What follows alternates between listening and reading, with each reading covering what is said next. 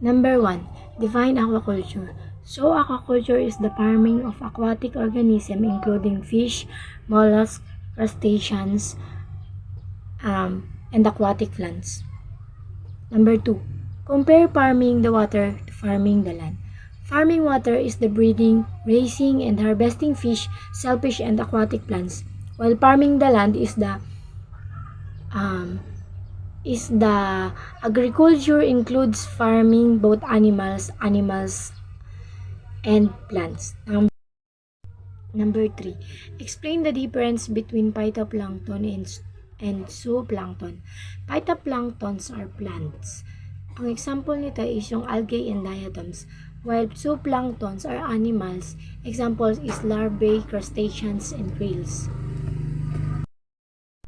Number 4.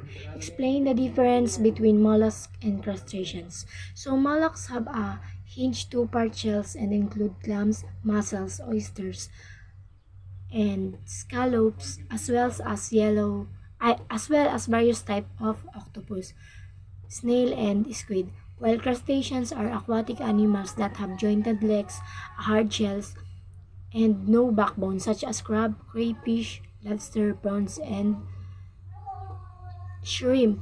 Number 5. Using specific plants and animals, describe a polyculture system. So, it is the polyculture system. It is the total utilization of different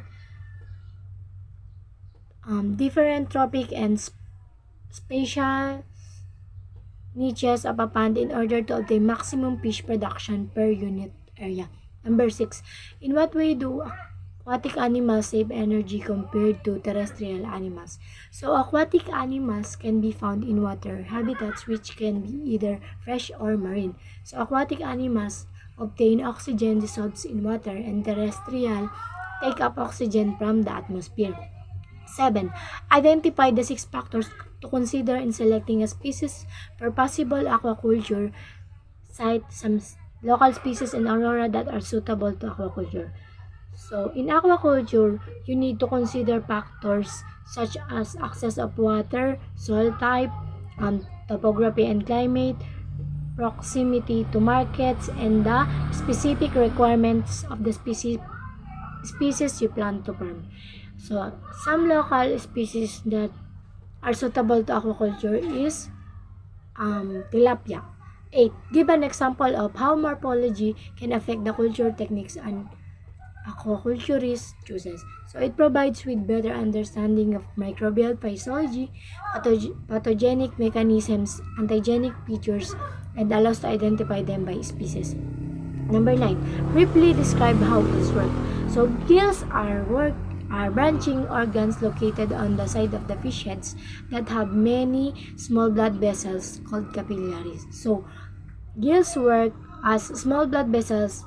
As fish open its mouth, water runs over the gills, and blood in the capillaries picks up oxygen that dissolves in the water. 10.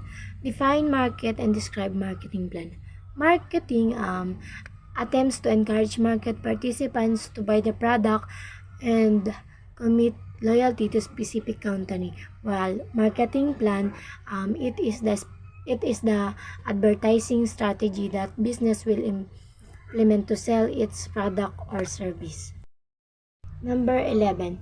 Based on the State of the World Fisheries and Aquaculture 2022 and Philippine Fisheries Proposal 2020, summarize and explain the current scenario of the world aquaculture industry, current trends in the industry, problems and the issue, and where do we go from here? State of the aquaculture industry during the pandemic. So, fisheries and aquaculture will be influenced by many different factors and interconnected challenge of global, regional, and local relevance. Population and economic growth together with urbanization, technological developments, and um, dietary divers are expected to create an expansion in food demand. Fisheries and aquaculture in terms of projected production, utilization, trade, prices, and key issues that may influence and effects or event on resources, and the absence of severe climate effect such as such as tsunami, tropical storms, floods, and emerging fish disease. So the problem and issues were fish production, consumption, and trade are expected to increase, but with a growth rate that will slow over time.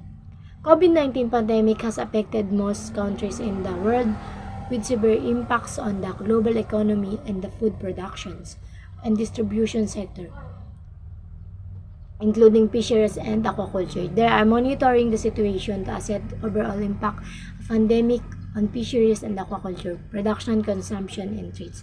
COVID-19 have caused disruption in all segments of both domestic and international supply chains. Fishing activity have decreased in both artisan and industrial sectors during the pandemic. Following disruptions, many farmers who have been unable to sell their harvest have had to maintain large quantities of live fish. Others have not been able to complete all necessary seasonal tasks such as fish breeding. Explain the concept of Blue Revolution and cite some examples and your thoughts about it, pros and cons. Blue Revolution is remarkable emergence of aquaculture as an important and highly productivity agricultural activity, and significant to growth and intensification of global aquaculture production, domestication, and farming of fish, shellfish, and aquatic plants from the middle of the 20th century. So the pros and cons is, the pros, it has been significant increase in the amount of fish available to increase the production of the fish and the sustainability of aquaculture to support the nutrition of food. And yung cons naman siya, habitat destruction and water diversion that disrupt aquatic ecosystem. Number 13. Explain the difference between extensive, semi-extensive, and intensive culture system. So, intensive involves intervention in the growing process such as with supplemental feeding and with water aeration such as prawn farming.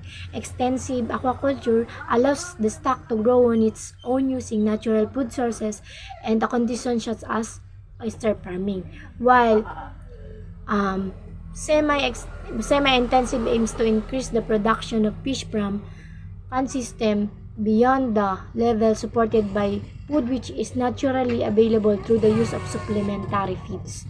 19.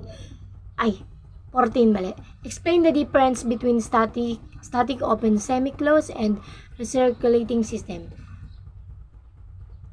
So, open system is refers to fish farming in natural bodies of water such as oceans, bays, estuaries, coastal lagoons, lakes, or rivers. Semi-closed system refers to land-based production of a species in which water is exchanged between farm and natural waterway.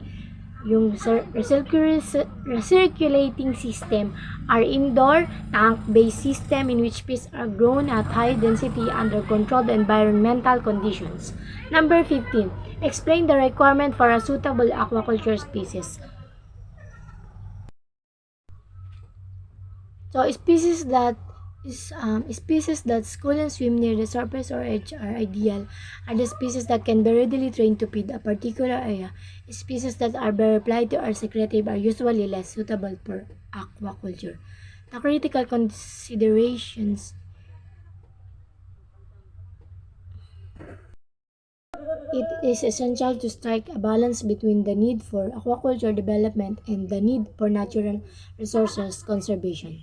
Number 16. Explain the critical consideration in terms of site selection and development of a fish pond.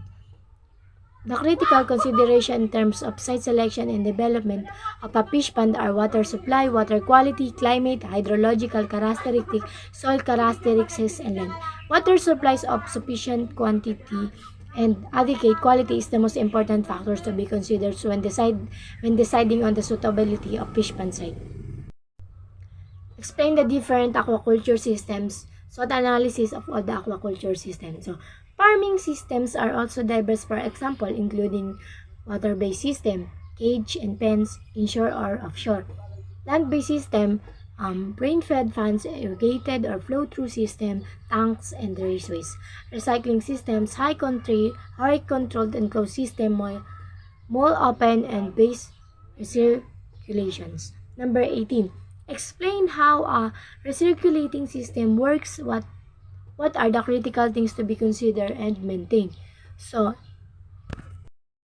recirculating system, it is in fact quite simple. From the outlet of the fish tanks, the water flows to a mechanical filter and further onto a biological filter before it is aerated and stripped of carbon dioxide and returned to the fish tanks.